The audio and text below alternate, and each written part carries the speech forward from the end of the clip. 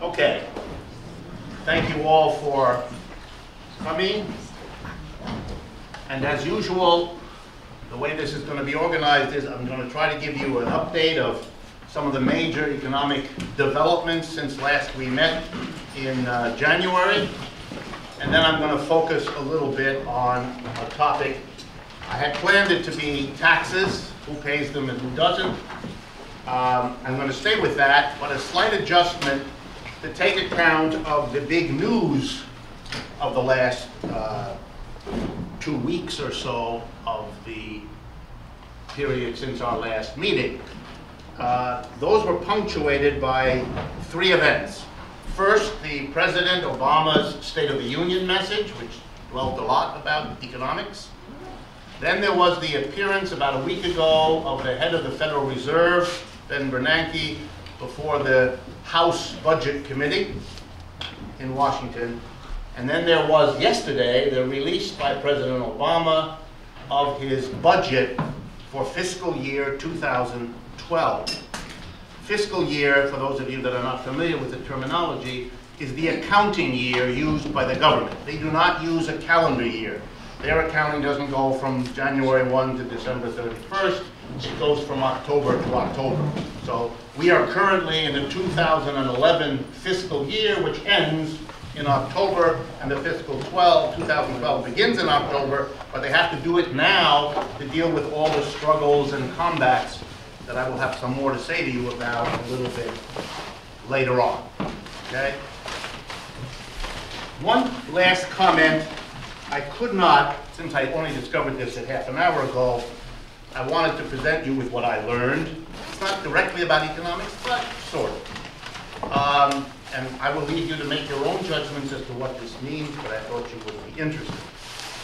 This afternoon, it was announced that President Barack Obama will award the Medal of Freedom to a number of Americans and foreigners, too, as it turns out. And the Medal of Freedom, I quote you, reveals the best of who we are and who we aspire to be. The first one listed was Warren Buffett. I am just reporting. Warren Buffett. And the reason I am interested is because there's an economic aspect to this man, in case you haven't heard it. He may well be the richest man on earth. We're waiting to get the latest numbers from Hosni Mubarak, but nonetheless, Warren Buffett is right up there. And I thought you'd be interested if I reminded you that Warren Buffett is the person who runs and owns and operates, basically, although it's a publicly held company, something called Berkshire Hathaway, a very big corporation. You can buy shares of stock, although you have to pay a huge price for them. They're extremely expensive. And Berkshire Hathaway is basically a holding company. They own lots of other companies. And one of their prized possessions is Moody's, M-O-O-D-Y-S. Moody's is important to know about. Moody's is one of the 3 large companies in America who makes their living, that is, they make their money, by attaching ratings to all securities. You probably heard, even if you don't follow this stuff, something is called a AAA, that's the best. And then it keeps on going down to C and D, and you don't even want to know about it. But what you want, if you have any kind of security to sell, is the best possible rating. The highest rating means the least risk for you to invest in that security. So all over the world, millions and millions of people, companies, pension funds, widows, orphans, and church funds make their investment decisions based on the ratings of one of 3 companies: Moody's, Standard & Poor, wonderful name, Standard & Poor, and Fitch. Those are the 3 big companies. Why are they interested? Well, it turns out that they were asked to rate the securities that were created over the last 10 years backed by mortgages. We now know that the mortgages in those securities had been given to people who had no idea what they were signing, had no money with which to pay the mortgage, and therefore were not worth much more than the cost of the paper they were printed on. However, Moody's said that these were AAA investments. So of course he should get the medal.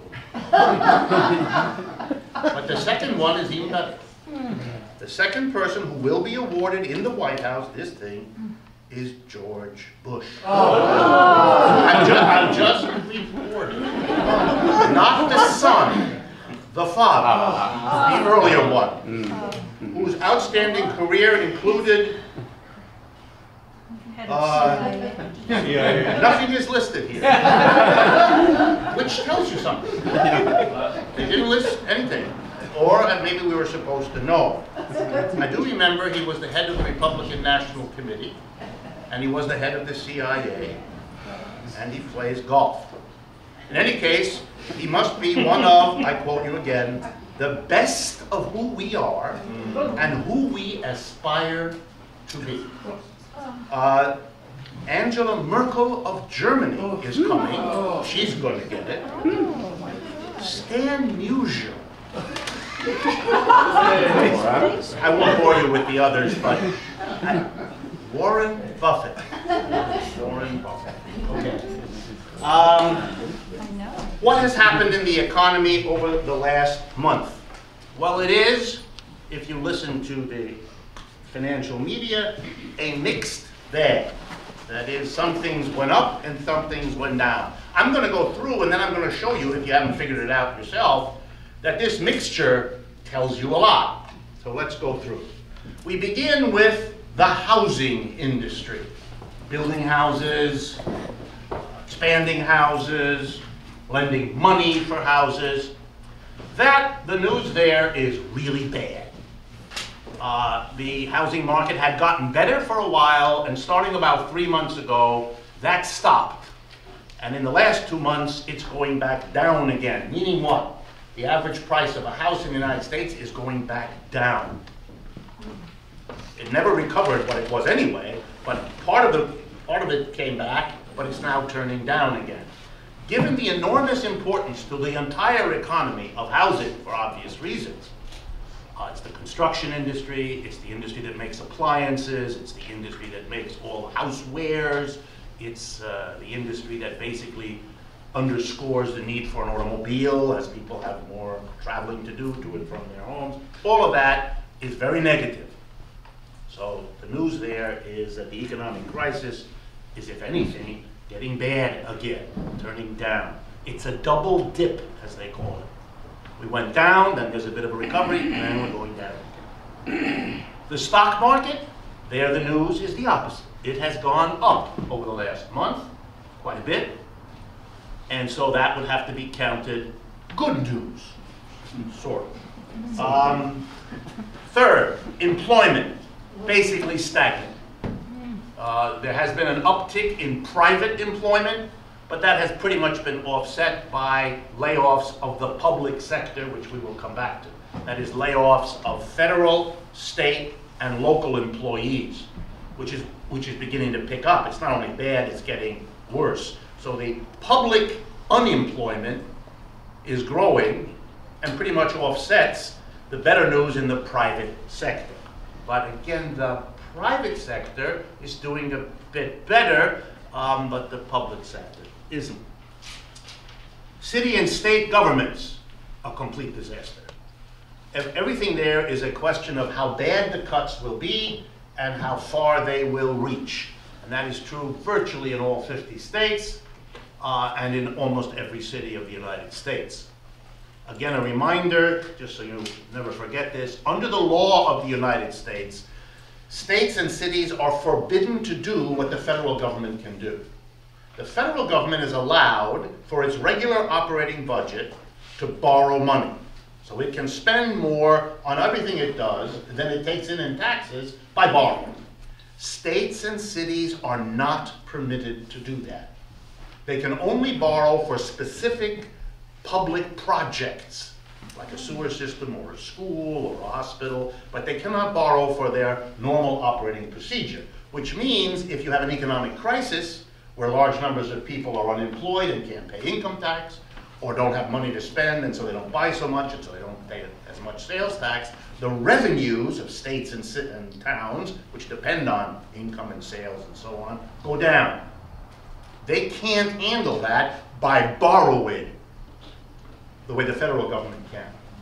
So what they have to do is either cut their expenditures or raise taxes on somebody.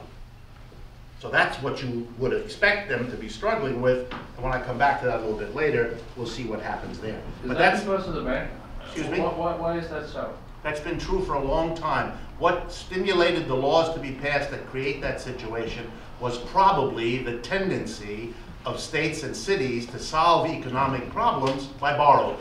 Remember, we did this once before, but let me do it again. I never knew that. Borrowing is you might call it a congenital defect of capitalism. One a minute. Why? Well, just think a minute. Divide the population into the mass of people on the one hand and rich people and corporations on the other. So these are two groups, the mass of people, rich people, and corporations. They both go to the government with the same agenda. We would like you to do things for us, dear government, but we don't want to pay you. So corporations want the government to subsidize them. I'll give you an example on the federal level. Sugar. Price of sugar in the United States is much higher than the price of sugar around the world. If we allowed sugar to come in from around the world, the price would drop. Your can of soda would cost less, since that's all it is.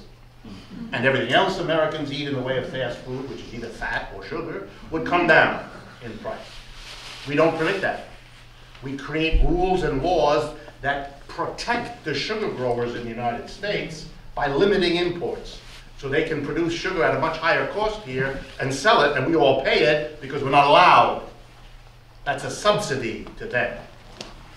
And I want you all to remember, when you take a spoonful of sugar, what wonderful things you're doing for three companies that handle this. Okay? So this is very nice for corporations. They want all that.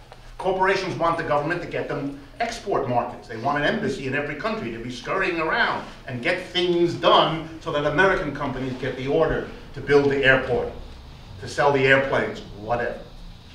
The government builds roads and they want them to be built where their factory is. The government operates harbors. The government controls the airspace. The corporations want the government to do a lot, but they don't want to pay much taxes.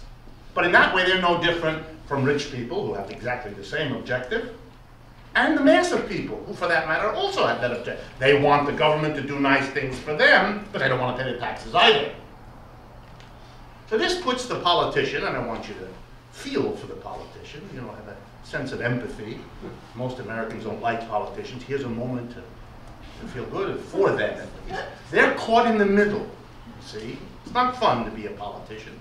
Everybody comes at you and wants things, and nobody wants to pay for them. If the corporations get what they want, lots of services and no taxes, it's going to mean, you'd think, that there has to be somebody else who pays a lot of taxes and doesn't get much for it. That's how it would work out. Until and except when the politicians figured out how to give everybody what they want and not tax them to the point of rebellion, voting against you.